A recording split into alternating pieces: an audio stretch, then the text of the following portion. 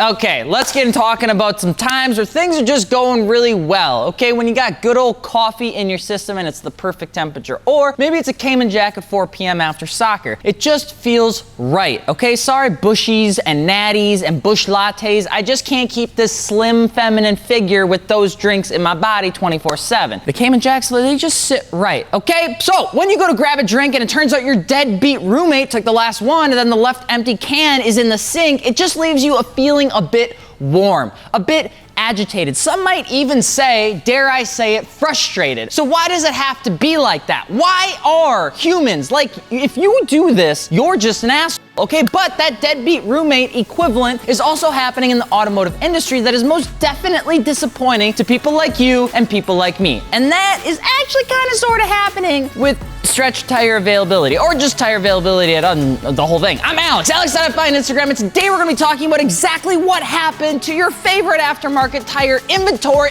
federal, and why they seem to have just inherently disappeared from the world.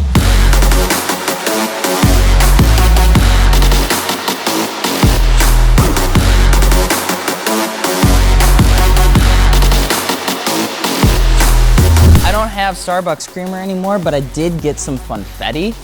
It's really exciting.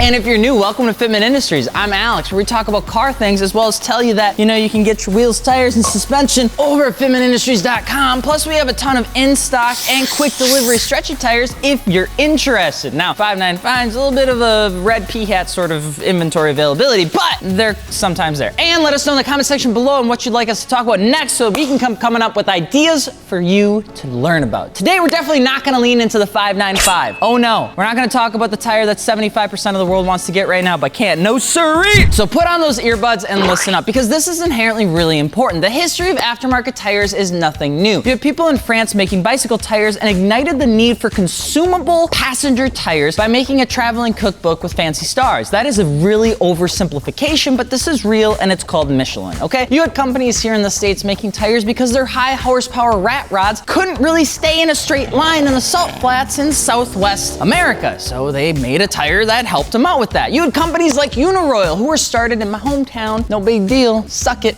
cool cities. But they were making tires that helped lay the framework for some of the fastest growing industries in the 20th century. And as the automotive industry boomed, so did the making of tires. There were companies overseas for sure, and a lot of companies that you know now that make them overseas, but the explosion of passenger tires in its conception in the United States caused most, if not all of the brands you know, to be here in the United States, in North America, which is actually pretty cool. By the way, I apologize for every single person that actually took a shot when I said VTEC in the previous video. I'm not sorry. So as production increased over time, the variety of tires began to grow with it. You had thick boys, you had skinny boys, you had channeling boys for water evacuation, you had side tracks for yee activities. Everyone was happy and the world moved on. Also, besides the shot conversation, congratulations to Daniel Ricciardo. It only takes a crash to win, but hey, I'll take it. It's nice to see McLaren at the top every once in a while. I hope Max Verstappen figures out his stuff. One important thing to note about tires though is that it's quite the process to make, okay? It ain't no simple ramen diet or like 3-iron bar sort of thing. It was a new quest without any sort of WikiHow, okay? So tires in their basic of sense are a massive factory process that require a ton of upkeep, a ton of volume, and I mean a ton of research and development. So while the tread design is commonly what like the most things that's seen on a tire for people like you and people like me, and the reason most people buy tires, the production process actually has a lot to do with takes the most time. So while the tread design is really cool, and yes, it helps with everything, really, the tread design is probably only half the battle into making a total, properly good tire. Think of a tire as like Sarah, and you're John B. And there's just a lot to unpack after season 2. And Steve, you're gonna wanna, bleep this part out, but and like,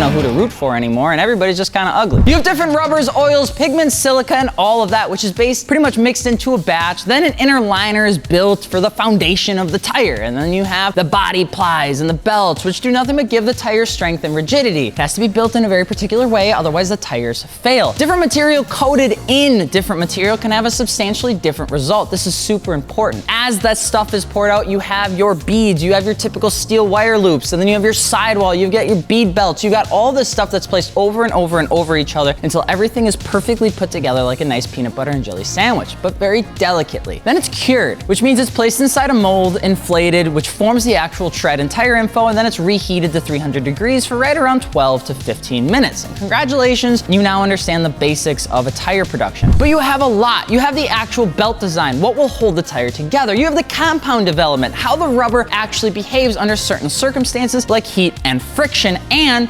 tension. Then you have casing molds, you have heat cycles, you have shoulder testing, you have so much more. You're not just dumping rubber into a mold like a low pressure cast wheel. There's much more of a science to it. That's why companies like Michelin make really expensive tires. So with that being said, the entire framework takes a ton of time, a ton of money, and unfortunately, a ton of testing. Well, fortunately. Which is why you ultimately see a ton of companies. There's really only a few names that truly stick out because they spend a lot of time on that R&D. Michelin, NITTO, Toyo, BF Goodrich, Firestone, and more. They haven't been around for a long time solely because they were needed to. It also kind of sort of has to do with the fact that they move at the speed of molasses for product releases because it takes so much time to typically make a tire. Not only that, but because of the amount of space it takes, lots of these tire companies began massive wholesale operations with major vendors to make product continuously without having to hold it in the actual factory that much. So give or take a few decades and you get massive conglomerates like TWI, Transamerica, ATD, and more who do nothing but act as a middleman between the factory and, well,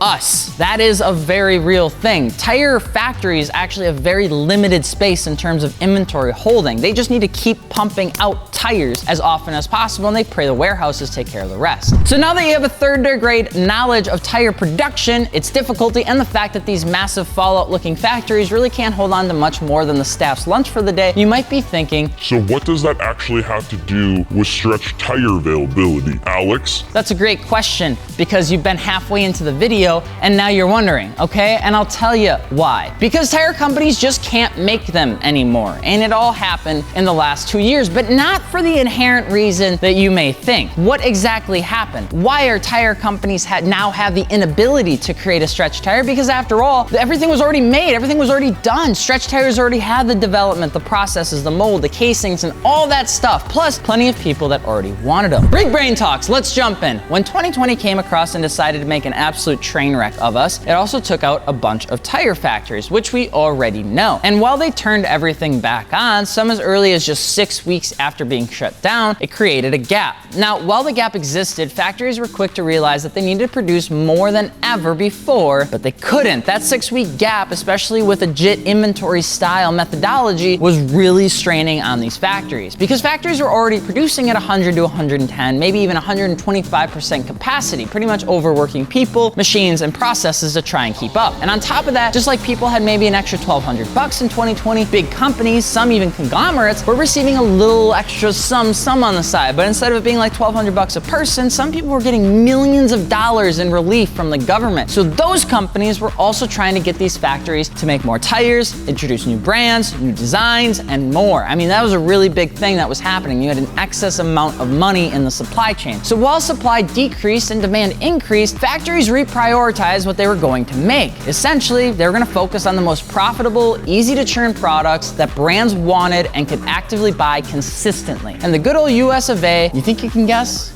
what the popular type of tire to buy in our market? It ain't cars, baby, it's the good old truck, okay? It's the good old U.S.A, pick 'em up, freedom, all right? Kick up the tailgates and step on your alligator boots, Ken Chesney, and NASCAR. You ain't getting no goddamn 225 40 stretchable. You're gonna get yourself some 33, 12.5 20s because that is what you get, okay? So while you've got a company like NITTO that makes both car and truck tires, the option was inherently presented to them to like make a couple of the tire molds that they had for 6 months or 9 months. And NITTO opted to double down on the tires that they make the most money and have a higher demand for, which is inherently their truck line. The reason you aren't seeing the NITTO Neogen that much anymore is that exact reason. They elected to focus on another tire. And they're too busy focused on the tires like the Ridge Grappler for the Tacomas and every lifted vehicle in existence, because the Ridge Grappler is the most popular tire out there. Rinse and repeat across all manufacturers, and you start to see where their focus starts to shift. The NITTO Neogen is a stretchy tire that was loved by many and got kicked off the boat. Other well-known stretchy tires made by reputable brands all featured the same fate for the sake of their larger truck boy brothers. This is happening. And the odds of those tires coming back over the next 2 years are pretty low, because the supply chain isn't gonna get really healthy for at least another year. And when I say low, I mean like Half-Life 3 sort of low expectations. And popular known stretchy tires are all feeling somewhat of the same fate. Federal 595, it shares space with the same truck lines on the assembly plants on top of the impending tariff that smacked them in the face earlier this year. As a company, it just doesn't make sense to bring them into the States right now. Your favorite Kumos are going through the exact same thing. This is a tough space to be in, specifically for aftermarket passenger tires that have a specialty purpose. And while a lot of tire companies are trying to downplay the situation, which is why I'll probably get yelled at too for saying this from the vendors, it's just where we're at right now, and it's just how it feels. Stretch tires aren't a focus and aren't going to really be for a very hot minute, at least with the well-known brands that have been in the light for the last 3 to 5 years that you and I have come to know.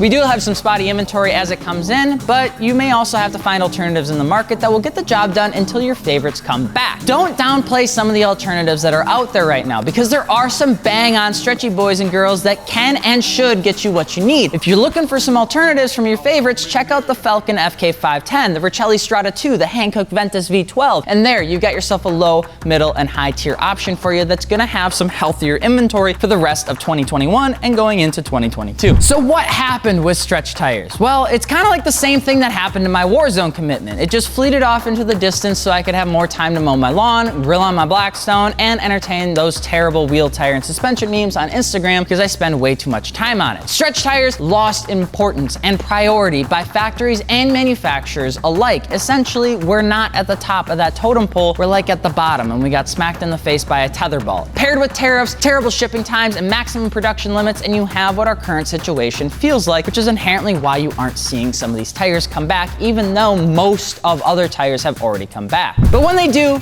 we're usually the first ones to get them. So if you're looking for aftermarket wheels, tires, or suspension, either some legacy stretchy ones or some new ones that you're willing to try, be sure to check us out over at fitmentindustries.com. And don't forget, we have wheel and tire packages that can get to you in as little as 7 days. We encourage you to check out our new wheelhouse brand, Artisa ArtFormed wheels. That's what we made. We're very, very excited. I'm Alex from Fitment Industries. We will see you later. Peace.